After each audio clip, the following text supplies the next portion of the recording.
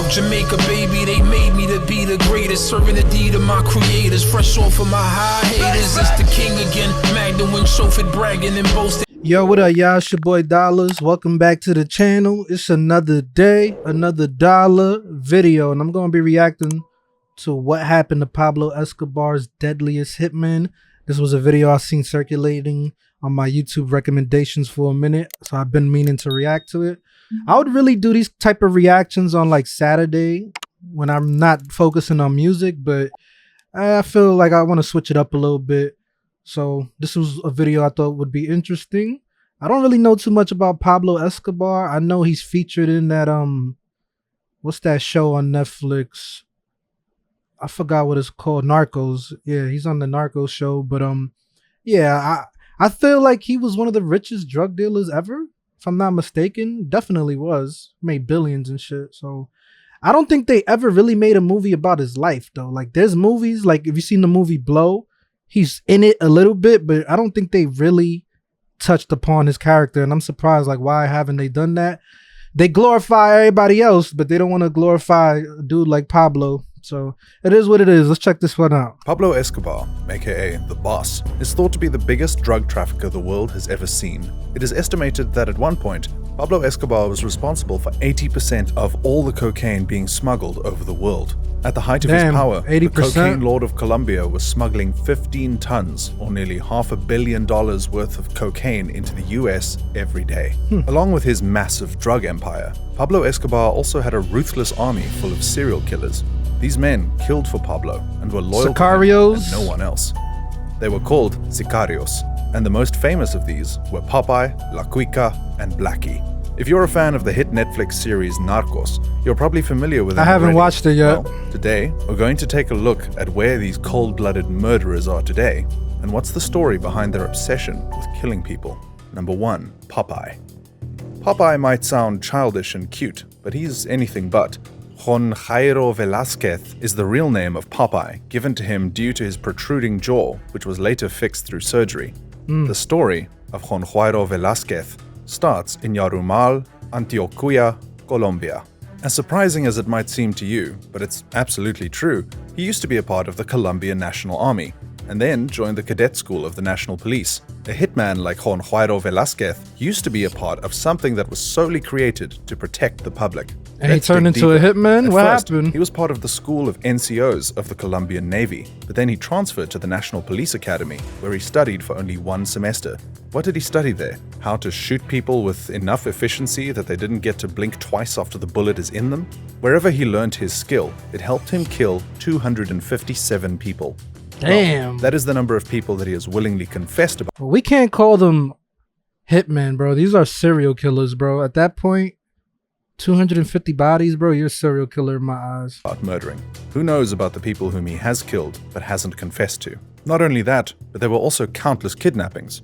Like, kidnapping common citizens and normal people is one thing, but the guy actually kidnapped the candidate for mayorship, Francisco Santos. Not only him, he also kidnapped and murdered Carlos Mauro Hoyos and several other famous politicians in Colombia. So we guess it's safe to say that no matter how rich or influential you are, all it takes is a bullet from Escobar's hitman. If you're horrified after finding out how many people he killed himself, wait until you find out how many killings were arranged by him. 3,000 murders. You heard that right. 3,000 murders were successfully planned by the psychotically... This guy got more bodies than the average US soldier, bro. 3,000? That's ridiculous, bro. He better have gotten the electric chair or something, bro. He better not still be breathing after all this shit. Genius hitman. Some people might even call him a genius when it comes to planning stuff, even if it was other people's deaths. Definitely not something you should use for inspiration, jokes aside. Where is he right now? 6 feet under, dead, gone, finished. Doesn't breathe the air of this land anymore. While Popeye is a vicious killer, he sure does clean up nice. ¿Cómo aprendió a matar? Me dice a los 12 años. ¿Usted se recuerda cuándo y a quién fue la primera persona que mató? No, ya el primero que yo maté fue por ahí de 17 años de edad. Fue a un despachador de buses que había, que cuando era, el primero era conductor de bus. Damn. Y había tumbado la mamá de un amigo nuestro cuando conducía. No esperó que se bajara y no que la señora se iba a bajar y se cayó y la mató. y la dejó ahí tirada como un perro. Entonces ese fue mi primer asesinato. In an interview, Jon fondly talks about the first time he killed. He reveals he bagged his first kill at 17. At that young age, Jon was driven by a sense of righteousness as he killed a bus driver who was responsible for the death of Righteousness. He took justice into his own hands with that one. I mean, I can't really say it's wrong to kill, right? It is wrong to kill, but at the end of the day, put yourselves in that situation. Somebody runs over your mom, like, you're gonna want that person to get killed or die too, right? So I'm not saying that that's what I'm advocating for. I'm just saying any normal person is gonna feel that, but you shouldn't take justice into your own hands unless it's such a crazy situation on some, like a movie, bro, like Taken or something. They take your daughter and you trying to hunt them down, some crazy shit, bro. But other than that, let's get back to the video. a close friend's mother. Later on in the interview, he reminisced about the first time he ran into Pablo. Believe it or not, Jon used to work for Pablo's mistress. When she left the country, Jon went knocking on Pablo's door, looking for a job, and the rest was history. From 1992 to 2014, he served in prison and received a sentence of 30 years. Murder, extortion, terrorism, drug trafficking. He got out in 2014, however, was sent back to prison after he was arrested for extortion once again. Old habits die hard, I guess. So the fact that he did 30 years, but he was still able to get released, bro, of all the stuff that he did and they still let him out, I don't think you should ever see the day of light again. The light of day again, bro. Like 3,000 murders that he arranged, and then the 250 he did personally, bro. Like, come on. How the let's just finish this, bro. The guy was constantly in and out of prison until he finally died of stomach cancer. Interestingly, he also set up a YouTube channel during his time out where he told stories about his time as a vicious, stone-cold killer. According to him, there was I wonder why nobody, like the relatives of anybody he was involved in their murder, did anything. Like, you know, that would have been like the perfect opportunity. Oh, you out now? You did this type of crime, like these atrocities to my family, and you know, somebody should have got their get back or something. an 80% chance that he was going to be killed by a former gang member. I guess even psychotic killers aren't safe from cancer. 80% Moving on to the chance. next hitman of the world's deadliest drug lord. Number 2, La Cuica. La Cuica, or Dandeni Munoz Mosquera, What does La is Cuica considered by mean? many to be the most ruthless and violent out of all of Pablo's killers. Dandeni made his way into the Colombian drug war after being inducted into the Colombian army. However, he was soon discharged due to several minor theft charges.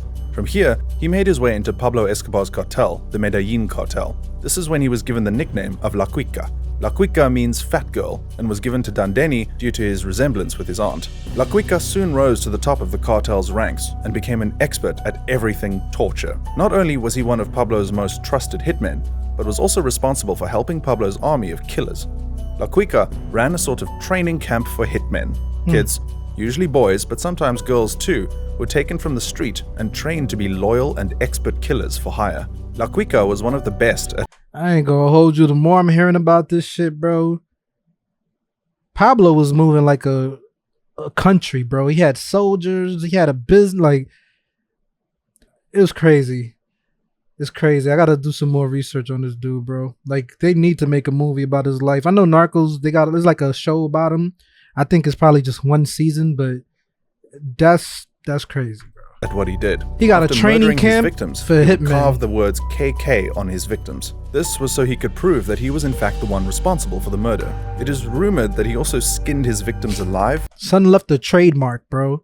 He left a trademark on his victims, bro. Like a calling card. And sometimes went as far as having them castrated. For La Cuica to Aw. take up this lifestyle is quite surviving, since he had humble origins.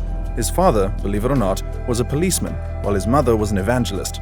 He was also related to the church during his early life. The US was after him for quite some time. However, they couldn't do anything, since they didn't have the jurisdiction. All this changed after the 1989 bombing of Flight Avianca. You see, Pablo Escobar liked to make a statement. If one person needed to be killed, he would have the entire bus or plane blown up. For the murder of an See, like, that's one thing I don't agree with, bro. Like, if you got a target, go for your target. Why you got to take out innocent people? And I think that's part of his downfall. I've heard about that bombing of the plane, but I didn't hear nothing else. You know, like, I never really heard any other details that he was involved with, but I did hear that plane shit. And I feel like once he crossed that line, that's when the government was like, nah, this guy really thinks he's untouchable, and that's why they came after him. You know what I'm saying? Like, that's crossing a line right there, bro. A whole plane for one person.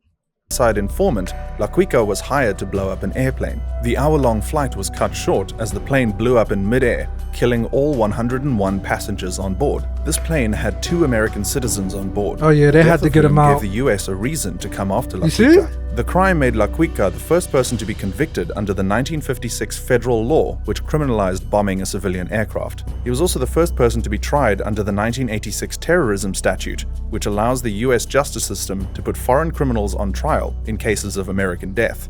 The US tied La Quica to 220 murders and the Colombian government to more than 440 murders, although the Colombian government never really pressed formal charges. La Quica was caught and underwent trial in 1994. Later found guilty, he was sentenced to 10 life sentences and 45 years to be served consecutively. La Quica They give him 45 years on top of the 10 life sentences? Like, bro, at that point, that's like, there's no point in even doing that. Yeah, I should have just killed this dumbass. I don't get it, bro. is still serving his sentence and is staying at the same prison where the infamous Unabomber is locked up. He's still In an alive? interview from prison, La Quica surprisingly denied all of his crimes. Por vida en la cárcel. Yo les dije que por qué si yo no había cometido ningún delito. Y ellos les dijeron que no les importaba, que si yo les ayudaba, ellos traían a mi familia para acá y me daban dinero. Pero que si no les ayudaba me iban a condenar a cadena perpetua o me iban a matar en la silla eléctrica. Y me condenaron a cadena perpetua y buscaron testigos falsos, gente que yo nunca había visto en mi vida, y con esos testimonios me condenaron. Ellos no tienen ninguna pruebas contra mí porque yo no cometí esos crímenes. Sure, Number buddy. 3. Nelson Hernandez.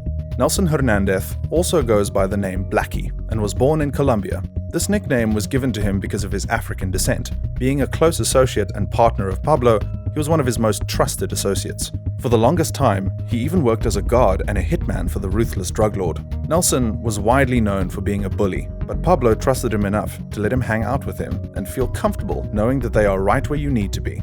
Nelson was famous for assassinating and murdering people. Yeah, you could be a bully, but you wasn't bullying Pablo. Sometimes bullies know who to pick on, bro. They're not gonna pick on the toughest dude. They're gonna pick on the dudes that are weaker than them. You feel me? That's why I never respected bullies at all. He would do what Escobar asked him to without thinking twice. I'm the type of dude that would defend somebody from a bully. You know what I'm saying? I'm one of those. Like, I never liked the bullies. Which it turned out wasn't exactly the best approach. Under Escobar's employment, Nelson kidnapped Felix Gallardo, Miguel Angel, and Isabela Batista in Cali and brought them to his boss's estate in Medellin. Man, he went helped to Cali Pablo out to of one or kidnap two sticky somebody? situations by attacking Colombian judges and setting fire to all the evidence they had against him. Pablo was really pulling the strings on Nelson, as he had him kill Cartel boss Kiko Moncada. Blackie was most important to Escobar when he carried out the 1993 Bogota shipping center bombing, planting 220 pounds of C4 plastic explosives in a car parked in a downtown shopping center. As a result of the bombing, over 20 people were left dead and almost 70 were wounded. Feeling guilty over what he did, Hernandez apologized to God while watching television footage of the aftermath of the attacks.